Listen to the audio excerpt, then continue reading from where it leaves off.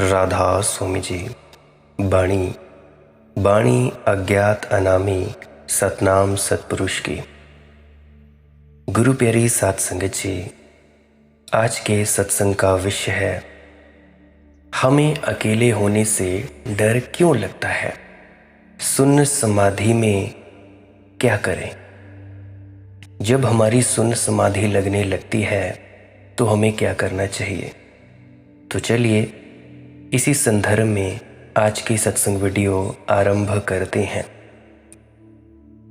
ये जो आज मैं सत्संग का विषय लेने जा रहा हूँ, ये मेरे एक मित्र का पूछा गया प्रश्न है। उन्होंने पूछा कि मैं शून्य होता जा रहा हूँ, अब क्या करूँ? तो मैं उन मित्र से केवल इतना ही कहना चाहूँगा कि भाई, अब किए कुछ भी ना हो सकेगा। थोड़ी देर कर दी, थोड़े समय पहले कहते तो कुछ किया जा सकता था। शून्य होने लगे, शून्य होने लगे, फिर कुछ नहीं किया जा सकता। करने की ज़रूरत भी नहीं है, क्योंकि शून्य तो पूर्ण का द्वार है। जब भी तुम शून्य होने लगते हो तो यह परमात्मा का द्वार है, सचखंड जाने का द्वार है। सचखंड कोई भौगोलिक क्षेत्र नहीं कि जैसे ज़मीन पर भारत है, पाकिस्तान है, ऑस्ट्रेलिया है, बांग्लादेश है, या ऐसे ही पृथ्वी से बाहर या कहीं कोई आसमान में कोई सचखंड होगा। ऐसा बिल्कुल भी नहीं है। सचखंड एक अवस्था का नाम है, हमारी वो उच्चतम अवस्था जिस अवस्था में हम अपने मैं को भूलकर उस शून्य में, उस परमात्मा में विलीन कर देते हैं, और उसी अवस्था को हम कहते हैं सचखंड। सचखंड मतलब जहाँ सच ही सच है और कुछ भी नहीं। देखो, शब्दों का हेरफेर है। अगर शब्दों के माध्यम से समझोगे, अपनी बुद्धि का प्रयोग करके, तो नहीं समझ पाओगे। परंतु अगर तुम इशारों को पकड़ पाओ तो ठीक है, अगर ना पकड़ पाओ तो इसमें फिर मालिक की मौज ही है।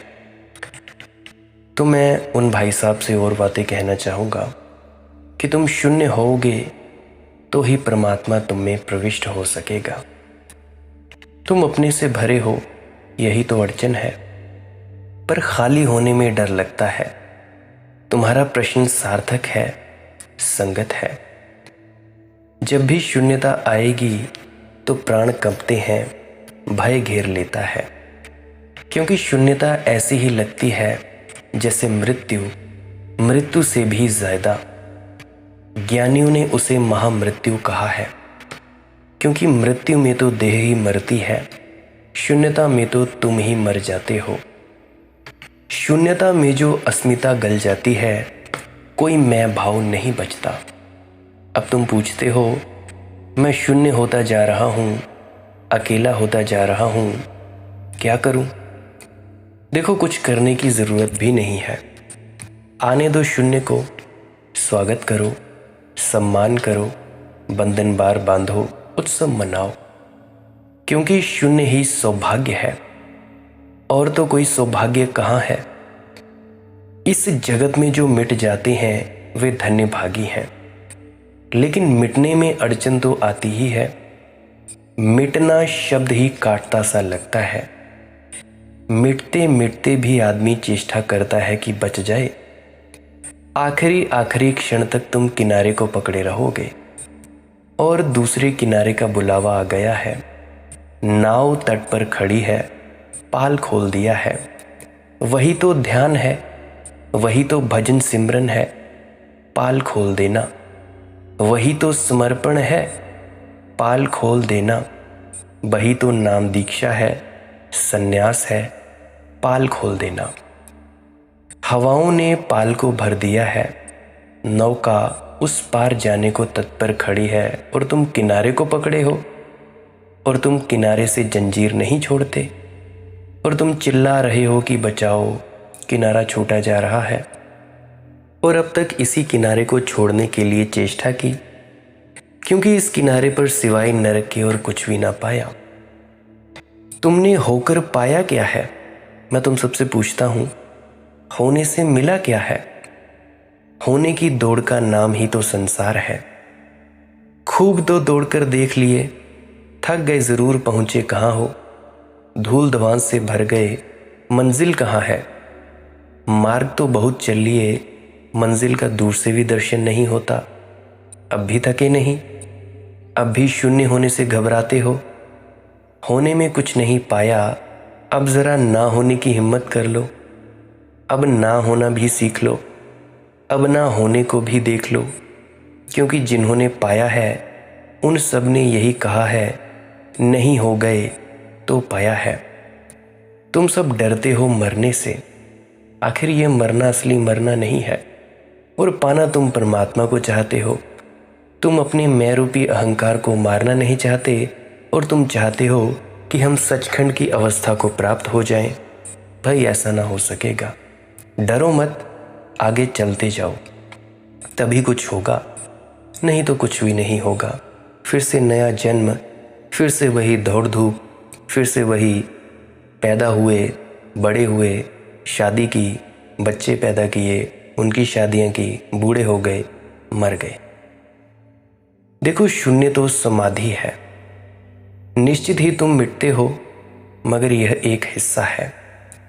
जैसे सुबह होती है, रात तो मिटती है, मगर वह एक हिस्सा है।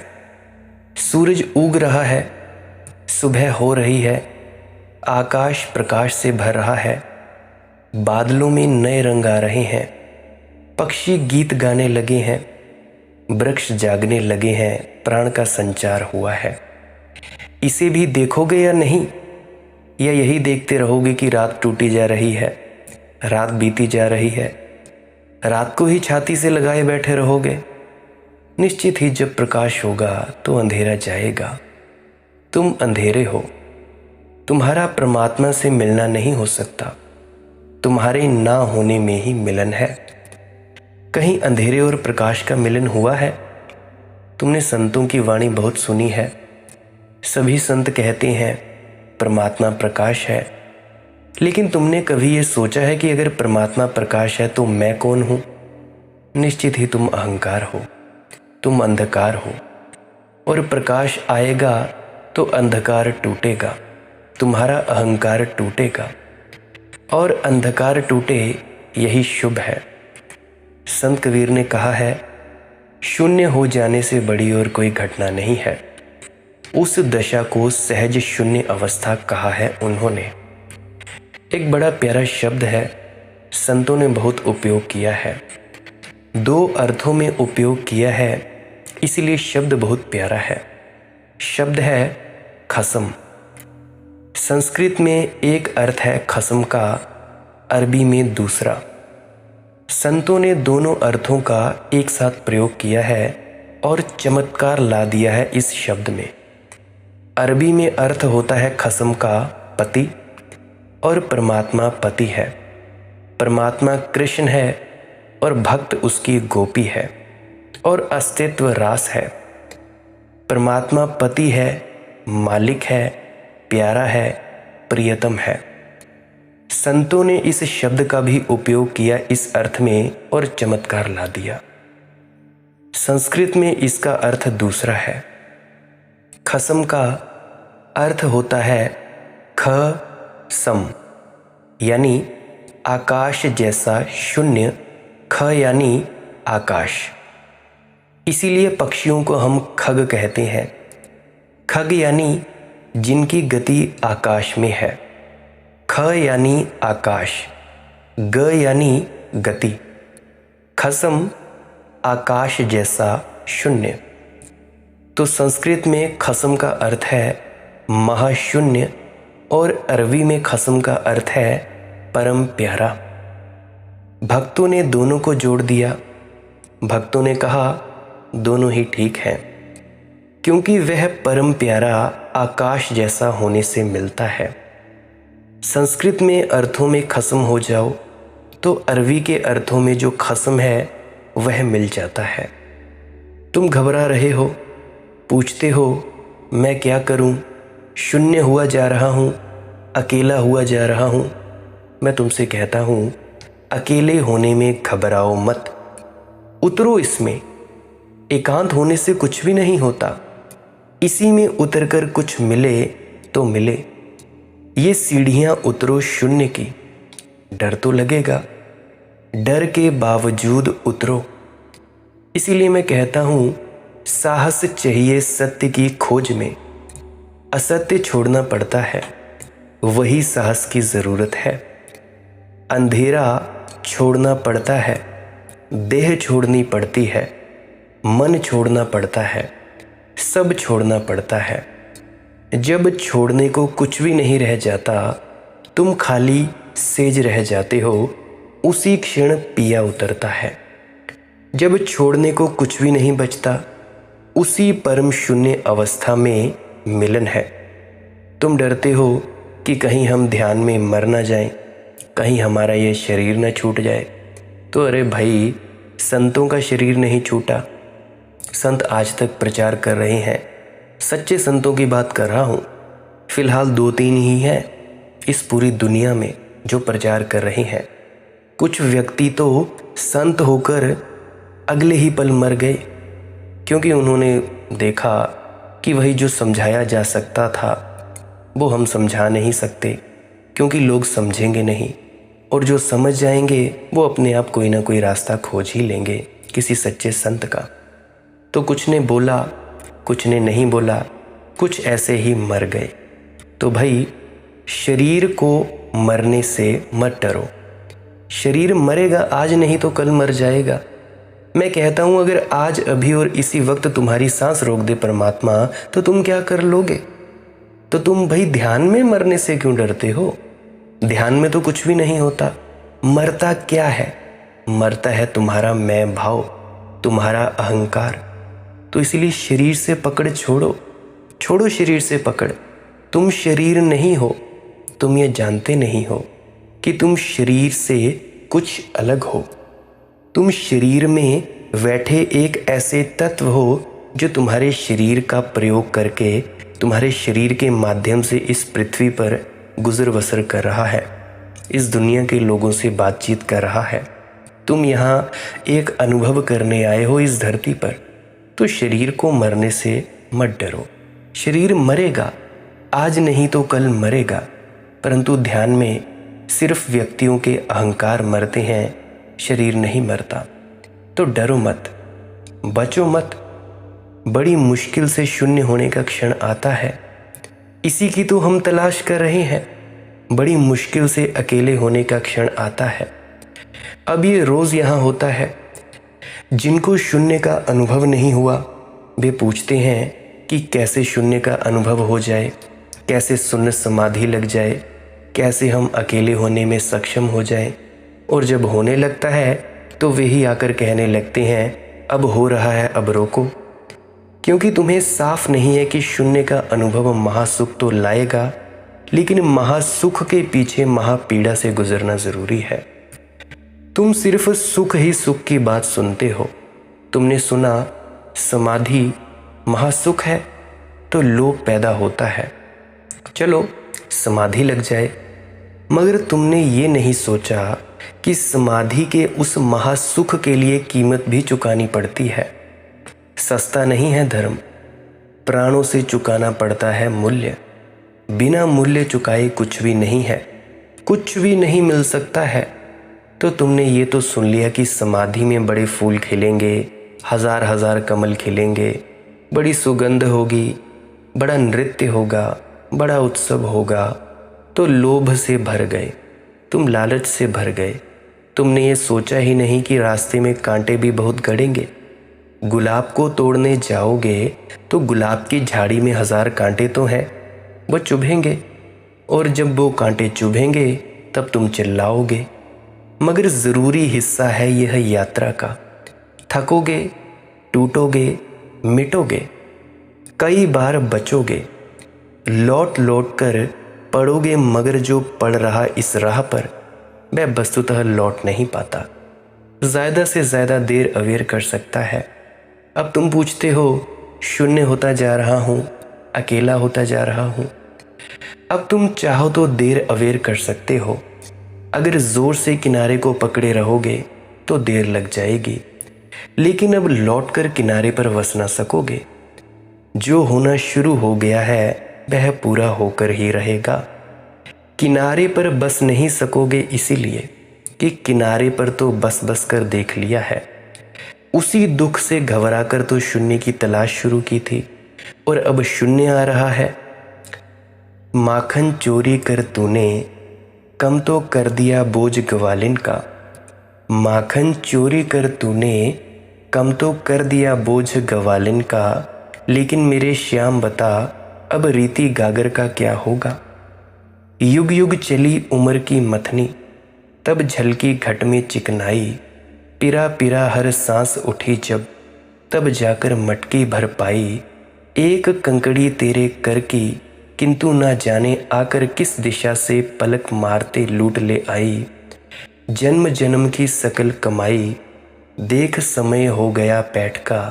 पथ पर निकल पड़ी हर मटकी केवल मैं ही निज देहरी पर सहमी सकुची अटकी भटकी। पास नहीं अब गोरस कुछ भी कैसे तेरे गोकुल आऊं। गागरों से हमारे बड़े नाते हैं, पुराने नाते हैं। गागर को ही जाना है हमने, गागर से ही हमारी पहचान है। गागर ही हमारा अनुभव है, हमारा ज्ञान है। और एक दिन आता है श्याम और कंकड़ी मारकर तोड़ देता है गागर को, लूट लेता है मक्खन, वही जो तुमने जन्म जन्म में मथ मथ कर इकट्ठा किया था। मथ मथ कर जो इकट्ठा किया था, मंथन कर करके जो इकट्ठा किया था, वही तो मन है, वही तो मक्खन है। एक दिन लूट लेता है श्याम, मटकी टूट जाती है। टूटी मटकी मन को बड़ी पीड़ा देती है, क्योंकि इसी मटकी के साथ तुमने तादात्म्य कर लिया था, इसे ही समझा था यही मैं हूँ। अब यह मटकी छोड़ो, अब यह मटकी भूलो। जिस दिशा से यह कंकड़ी आई है अब उस दिशा की तरफ आंखें उठाओ। जिस दिशा से श्याम ने यह कंकड़ मारा अब उस दिशा में आंखें ले जाओ।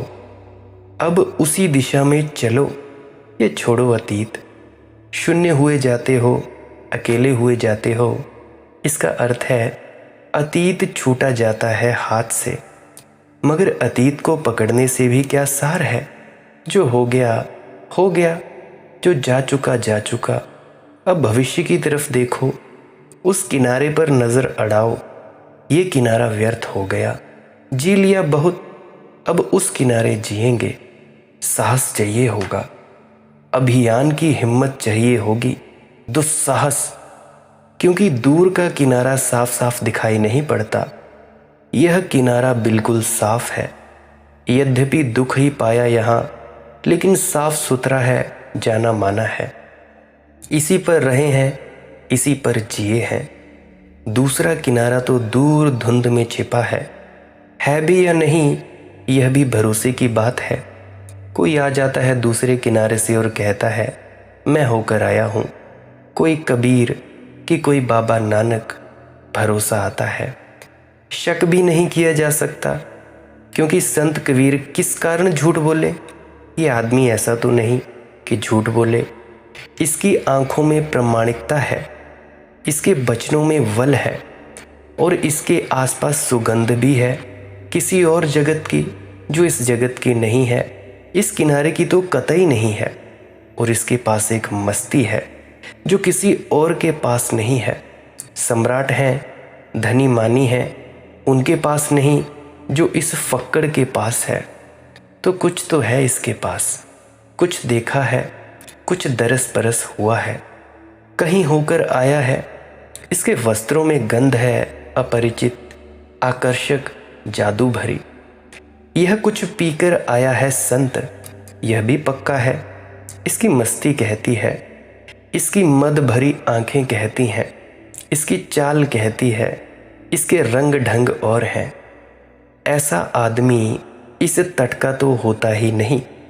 इस तट पर तो बहुत हैं, लेकिन यह किसी और तट से यात्रा करके आ रहा है, तो बात पर भरोसा आता है, श्रद्धा आती है। लेकिन दूसरा तट दिखाई नहीं पड़ता, दूसरा तट दूर है। इसीलिए तो इसको हमने भव सागर कहा है। नदी जैसा नहीं है कि इस पार खड़े हैं दूसरा किनारा दिखाई पड़ रहा है। सागर जैसा है भव सागर, यही किनारा दिखाई पड़ता है, दूसरा किनारा तो दिखाई पड़ता ही नहीं। दूर दूर तक तरंगे और तरंगे, जहाँ तक मनुष्य की आंखें जाती हैं वहाँ तक तरंगे ही तरंगे हैं। इसीलिए तो आस्था का इतना मूल्य है। आस्था का अर्थ क्या है? आस्था का अर्थ है इस किनारे से होकर जब तुम खड़े हो दूसरा किनारा दिखाई पड़ता ही नहीं।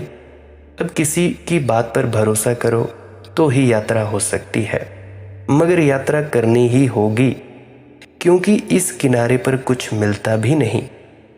खोद खोद कर मर गए, कोई खजाना हाथ नहीं लगा, मिट्टी की मिट्टी ढेर लगा ली है। सोने की तलाश करते रहे हैं, सोने का दर्शन भी नहीं हुआ, सपने में भी नहीं हुआ। तो यह तट तो खोज लिया, यह तट तो व्यर्थ हो गया। अहंकार की यात्रा सार्थक नहीं हुई है। तो अब ये जो निरअहंकारी संत हैं, ये कहते हैं चलो उस किनारे, वहाँ है आनंद, वहाँ सदा सदा शाश्वत का वास है, वहाँ अमृत की वर्षा है, वहाँ रोशनी ही रोशनी है, और वहाँ अनहद का नाद हो रहा है। चलो, शब्द धुन बज रही है, तुम चलो तो सही। श्रद्धा से ही चलना पड़ेगा। श्रद्धा इसीलिए कमज़ोर के जीवन में नहीं होती, शक्तिशाली के जीवन में होती है। आमतौर से लोग सोचते हैं कि श्रद्धालु आदमी कमज़ोर होता है। गलत, 100% गलत। श्रद्धालु आदमी ही शक्तिशाली आदमी है। बड़ी हिम्मत चाहिए। अनजान पर भरोसा ले आने के लिए, अपरिचित पर भरोसा लेने के लिए बड़ी हिम्मत चाहिए, बड़े जुआरी की हिम्मत चाहिए, और चल पड़ना है। और जो जाना है वह छोड़ जाना है, उसको छोड़ देना है। जो पहचाना है वह छोड़ देना है, वह सब छूट जाएगा। और जिसको कभी जाना नहीं उसकी तलाश में निकल जाना है। वही घड़ी करीब आ गई है, तुम्हारी जंजीरें टूटी जाती हैं इस किनारे से। तो अब अपने को व्यर्थ मत रोको, चलो श्रद्धा रखो। इस शून्य को श्रद्धा से जोड़ लो, यही शून्य नाव बन जाएगा। यह तुम्हें उस पार लगा देगा। इसी शून्य की नाव ने बहुतों को पार लगाया है। इसी शून्य समाधि ने बहुतों को पार लगाया है। जिनको भी पार लगाया है इसी नाव ने पार लगाया है।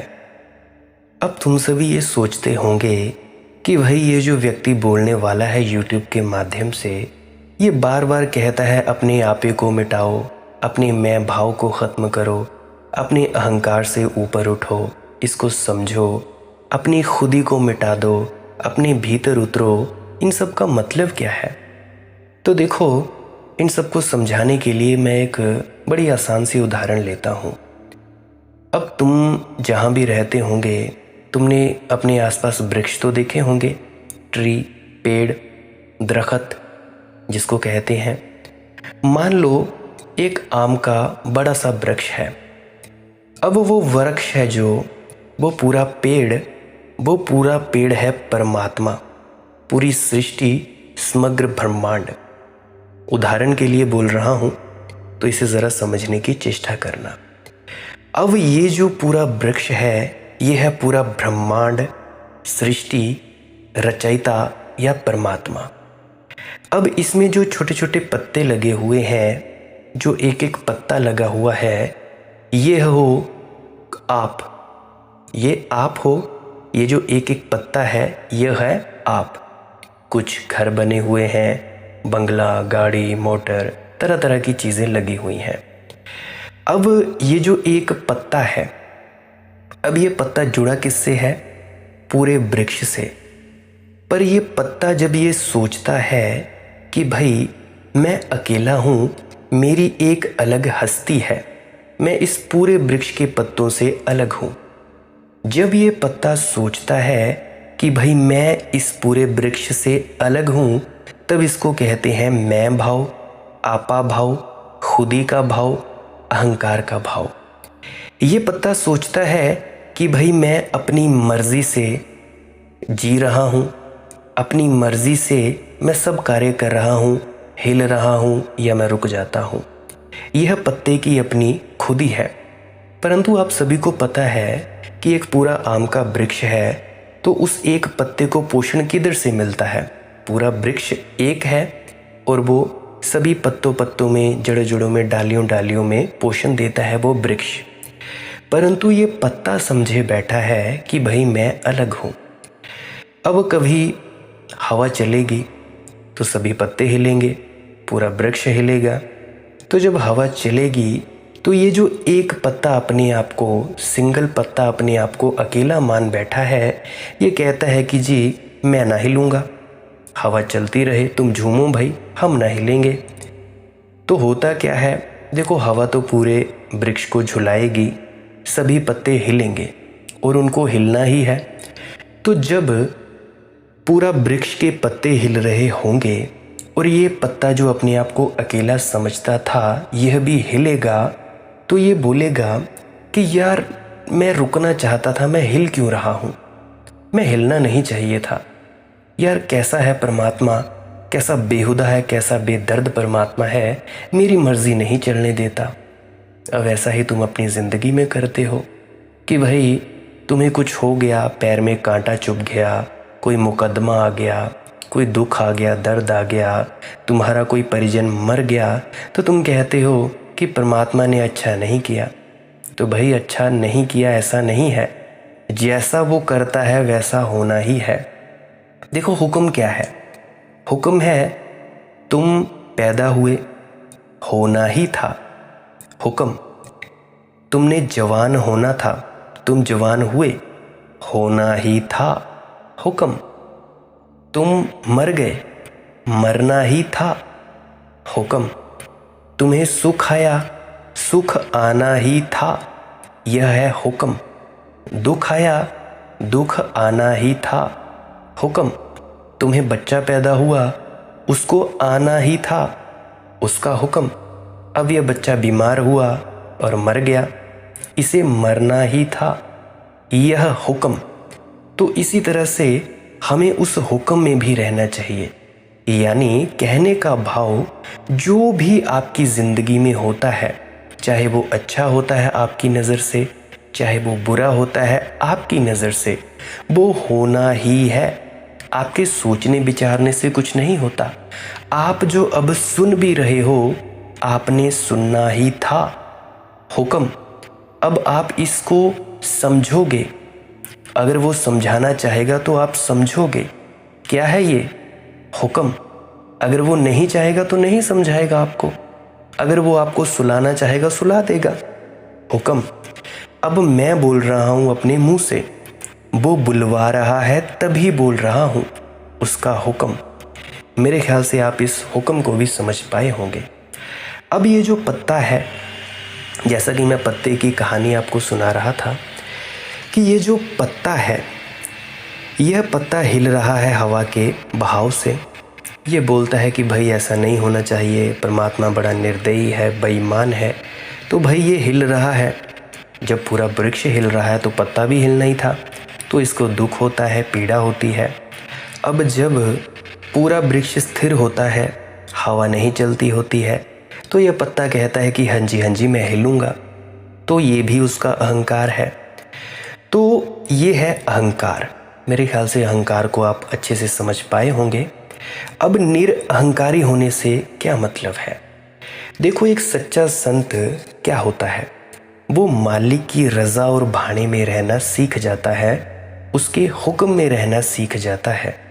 उसे बाकायदा पता होता है कि जी ये जो बीमारी आई है ये क्यों आई है, ये उसका हुक्म है, मेरे ही कर्मों का फल है, उसके हुक्म से आई है और ये चली जाएगी। तो जब किसी एक पत्ते को पता चलता है कि भाई मैं इस पूरे वृक्ष का अंग हूँ और ये जो भी पत्ते हैं ये भी मैं ही हूँ, ये भी मेरे ही अंग हैं, तो उस पत्ते को क्या हुआ? आत्मज्ञान। सबसे पहले तो उस पत्ते को पता लगा कि हाँ मैं पत्ता हूँ, और जैसे ही उसे पता लगा कि मैं पत्ता हूँ तो वो जुड़ा किससे है? पूरे वृक्ष से। तो उसे पता लगा कि हाँ, मैं इस पूरे वृक्ष का अंग हूँ और ये बाकी जो साथ के जुड़े फल हैं, फूल हैं, पत्ते हैं, ये भी मेरे ही अंग हैं, एक तरह से मेरे ही अंग हैं। जैसे आपका हाथ पूरा जुड़ा हुआ है आपके शरीर से, आपकी अंगुलियां जुड़ी हैं आपके शरीर से, टांगें, आंखें, नाक आपके शरीर से जुड़े हैं, उसी तरह से जब ये पत्ता जान लेता है कि मैं कौन हूँ, जानता है मैं पत्ता हूँ, उसको कहते हैं आत्मज्ञान। और ये भी जान लेता है कि मैं इस पूरी सृष्टि से जुड़ा हूँ, मैं ही पूरा वृक्ष हूँ, तो उसे कहते हैं कि भाई उसने परमात्मा को जान लिया। ठीक पत्ते को ऐसा समझो कि वो पत्ता आप हो। अब आप इस पूरे ब्रह्मांड में हो। आप जब खुद को पहचान लेंगे कि आप कौन हो, जब आप खुद को पहचानेंगे कि आप कौन हो, आपको पता लग जाएगा कि आप जुड़े किससे हो। आप जिसको बुरा कहते हो, आप जिसको दुश्मन कहते हो, दोस्त कहते हो, वो भी आप ही हो। आपका ही एक अलग वर्जन है, एक अलग क्लोन है, एक आपका ही एक अलग हिस्सा है, परंतु उसकी शक्ल सूरत अलग है। अंदर से आप एक ही हो। जैसे समुद्र में लहरें उठती हैं, हजारों लाखों लहरें उठती हैं, पर नीचे जुड़ी किससे हैं? एक समुद्र से। उसी तरह से हम सभी एक समुद्र से जुड़े हैं, एक परमात्मा से जुड़े हैं। और जब हम खुद को अकेला मानते हैं कि भाई मेरी अलग हस्ती है, तो उसको कहते हैं अहंकार। जब हम अपनी हस्ती को मिटा देते हैं, अपनी हस्ती को भूल जाते हैं और उसकी हस्ती हो जाती है, फिर हम हो जाते हैं परमात्मा। मेरे ख्याल से आप समझ पाए होंगे कि मैं भाव क्या होता है, अहंकार क्या होता है। आसान सी उदाहरण के माध्यम से मैंने समझाने की चेष्टा की है। अगर फिर भी किसी को समझ ना आए तो आप जी टेलीग्राम पर सर्च करें मालिक की मौज सत्संग, तो वहाँ पे आप छोड़ सकते हैं मैसेज। और अगर आप कमेंट में भी लिखना चाहें तो आप छोड़ सकते हैं। किसी को पर्सनल नंबर चाहिए तो वो भी मैं आपको पर्सनल नंबर दे सकता हूँ, बस कमेंट में लिख देना। पर एक बार जब कमेंट कर दो तो उसी दिन शाम को देख ज़रूर लेना, या अगले दिन उसी कमेंट को देख ज़रूर लेना, मैंने रिप्लाई दे दिया होता है। वैसे मैं हर कमेंट का रिप्लाई देने की चेष्टा करता हूँ कि हर एक व्यक्ति की जिज्ञासा को शांत किया जाए, चाहे किसी भी माध्यम से किया जाए। तो प्रार्थना है कमेंट भी ज़रूर देख लिया करें दोबारा, क्या पता मैंने रिप्लाई दिया हो आपका और आपकी जिज्ञासा शांत हुई हो। और अगर आप जी इस चैनल को सब्सक्राइब करना चाहते हैं तो कर सकते हैं, अन्यथा डेली सर्च करें मालिक की मौज सत्संग, तो जो भी नया सत्संग डला होगा आप जी उसको सुन सकते हैं। अगर कभी सुबह 6 बजे से लेकर शाम के 6 बजे तक ना डले तो आप जी पुराना सत्संग ही सुने।